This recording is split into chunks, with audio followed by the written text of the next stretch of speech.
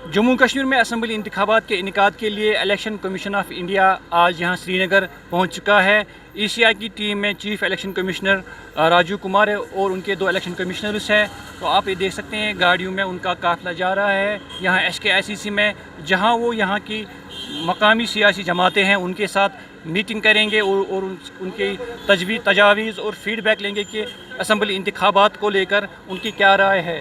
तो यहाँ आप देख सकते हैं सिक्योरिटी का बड़ा मुहासरा किया गया है। SKICC को बड़ी सिक्योरिटी फोर्सेस यहाँ तैनात किए गए हैं और ECI की टीम SKICC में दाखिल हो चुकी है। वहीं जो मकामी सियासी जमातें हैं उनके नुमाइंदे भी यहाँ पहुँच चुके हैं SKICC में।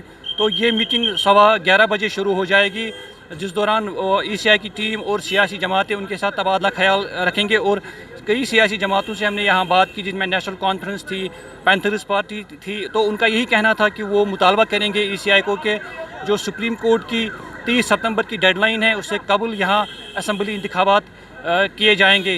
वाज़ह रहे कि जम्मू कश्मीर में 2014 में असम्बली इंतखाबात मुनक़्क़द हुए थे, उसके बाद यहाँ 2018 में जो PDP और BJP की सरकार थी वो टूट गई। उसके बाद 2019 5 अगस्त को दफ़ा 370 की मनसूखी के बाद जम्मू कश्मीर को यूनियन टेरिटरी में तकसीम किया गया और तब से यहाँ लेफ्टिनेंट गवर्नर इंतज़ामिया चला रहा है। ताहम सियासी जमातों का मुतालबा है कि यहाँ जल्द अज जल्द असम्बली इंतखाबात कराए जाएँ, जिससे लोगों को अपनी नुमाइंदगी मिले। ETV भारत के लिए सजाद अमीन के साथ मैं SKICC से मीर फरहत।